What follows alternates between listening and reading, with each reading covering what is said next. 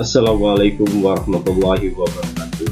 Pada kesempatan ini saya akan menyampaikan video pembelajaran tentang penyakit menular seksual untuk siswa kelas 12. Video ini disampaikan oleh Widyantoro dari SMA Negeri 9 Kota Bogor.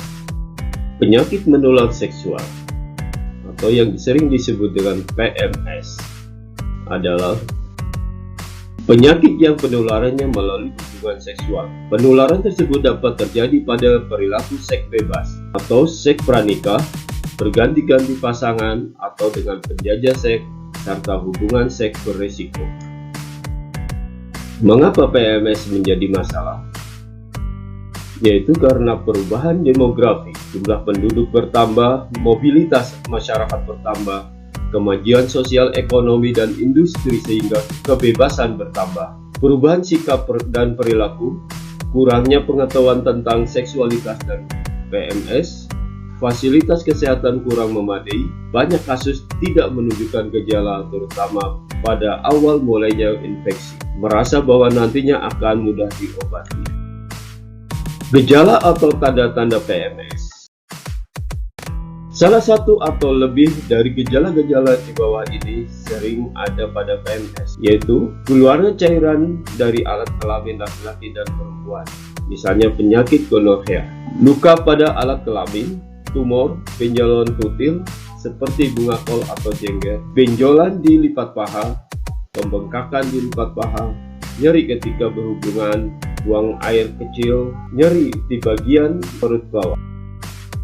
Golongan orang yang berisiko tinggi terkena penyakit menular seksual. Umur muda, laki-laki umur 20-24 tahun, wanita umur 16-24 tahun. Orang yang sering berganti pasangan, pekerja seksual komersil, kaum homoseksual. Bila tidak diobati, bisa terjadi komplikasi. Penyakit menjadi menahun atau kronis, kemandulan, kanker, sering keguguran, menular pada bayinya, gangguan kehamilan, HIV/AIDS, bahkan menjadi kematian. Ingat, seseorang yang menderita PMS akan lebih mudah terkena HIV/AIDS 20 kali lebih besar sudah mempunyai luka di alat kelamin. Jenis-jenis PMS: gonorrhea, sifilis, herpes genitalis, trichomoniasis vaginalis, haploid, chlamydia, candyloma acuminata. Gonorrhea atau penyakit kencing nanah, penyebabnya adalah bakteri Neisseria gonorrheae. Masa inkubasi 2-10 hari setelah melakukan hubungan seks. Gejalanya untuk laki-laki, sakit pada waktu buang air kecil, keluar putih kekuningan dari penis, kadang ada bercak darah. Pada wanita, cairan dari liang vagina keputihan, kadang tanpa gejala. Sifilis atau yang sering disebut dengan penyakit raja singa atau lues. Penyebabnya adalah kuman Treponema pallidum. Masa inkubasi 2-6 minggu, kadang sampai 3 bulan setelah melakukan hubungan seks. Gejalanya pada mulanya tukak di kelamin, kemudian tanpa diobati seperti sembuh, tetapi proses masih ada di dalamnya dan berlangsung bila tidak diobati. Dilihat dari gejala infeksi ini terdiri dari 4 stadium. Stadium 1, gejala lokal pada tukak. Stadium 2, gejala pada kelenjar limpa. Stadium 3 dan 4, gejala pada jaringan dan saraf tahunan. Dapat ditularkan pada bayi, wanita hamil yang menderita PMS ini. Diagnosa pasti harus dibantu dengan pemeriksaan darah. Herpes genitalis, penyebabnya adalah virus herpes simplex. Masa inkubasi 4-7 hari setelah virus masuk melalui hubungan seks. Gejala-gejalanya berupa bintik-bintik kecil atau vesicle yang sangat sakit, kadang sembuh sendiri dalam waktu kira-kira 10 hari. Kadang demam berulang atau kambuh, terutama pada orang yang higiennya kurang baik. Trichomoniasis vaginalis, penyebabnya adalah sejenis protozoa Trichomonas vaginalis. Gejalanya cairan vagina atau keputihan, encer berwarna kuning kehijauan, berbusa dan berbau busuk. Vulva agak membengkak, kemerahan, gatal, berbusa dan terasa tidak nyaman. Thyroid. Penyebabnya adalah bakteri Haemophilus ducreyi. Gejalanya yaitu luka lebih dari satu yang sangat nyeri tanpa radang jelas, benjolan di lipatan paha yang sangat sakit dan mudah pecah. Chlamydia.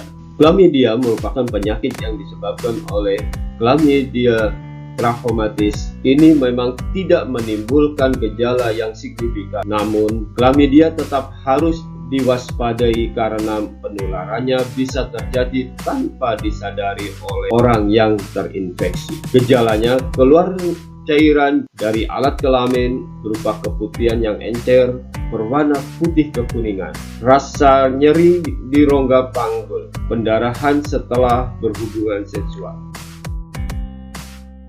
Condyloma acuminata genitala disebut juga dengan jengger ayam. Penyebabnya adalah virus human papilloma. Gejalanya, gejala yang khas terdapat satu atau beberapa kutil di sekitar daerah kemaluan. Sekilas tentang HIV/AIDS. HIV, Human Immunodeficiency Virus, yaitu merupakan virus yang menyerang sistem kekebalan tubuh manusia. AIDS, Acquired Immunodeficiency Syndrome, sekumpulan tanda dan gejala penyakit akibat hilangnya atau menurunnya sistem kekebalan tubuh seseorang. HIV dan tubuh manusia. Untuk dapat berada di dalam tubuh manusia, HIV harus masuk langsung ke aliran darah manusia. Di luar tubuh manusia, HIV sangat cepat mati. HIV mudah mati oleh air panas, sabun, dan bahan pencuci hama. HIV dapat bertahan hidup dalam darah yang segar atau belum mengering. HIV dalam tubuh manusia dalam jumlah cukup banyak untuk menularkan melalui darah, semen atau cairan sperma, cairan kewanitaan, air susu ibu, relatif karena pemberian ASI berlangsung cukup lama. Dalam jumlah sedikit melalui keringat, air mata, air ludah, cairan otak. Cara penularan penyakit HIV/AIDS. Cara penularan penyakit HIV/AIDS ini melalui hubungan kelamin dengan pasangan yang mengidap HIV/AIDS, melalui jarum suntik atau tindik, bergantian atau bersama. Ibu hamil kepada bayinya dan ibu menyusui kepada bayi. Melalui transfusi darah. Perjalanan penyakit HIV/AIDS, tahapan penderita AIDS, tahap awal atau windows period. Dalam masa 6-12 minggu setelah terinfeksi, tubuh belum membentuk antibodi secara sempurna, sehingga tes darah negatif. Maka tes ulang 3-6 bulan untuk memastikannya. Tahap tanpa gejala atau gejala ringan. Penderita tanpa sehat 5-10 tahun setelah tes darah positif HIV. Kadang timbul gejala ringan berupa gatal-gatal, demam, keringat malam seperti flu biasa. Tahap dengan gejala AIDS berupa infeksi keganasan, gejala diare yang cukup lama, serta penurunan berat badan. Biasanya penderita bertahan sekitar 6 bulan sampai 2 tahun dan kemudian meninggal.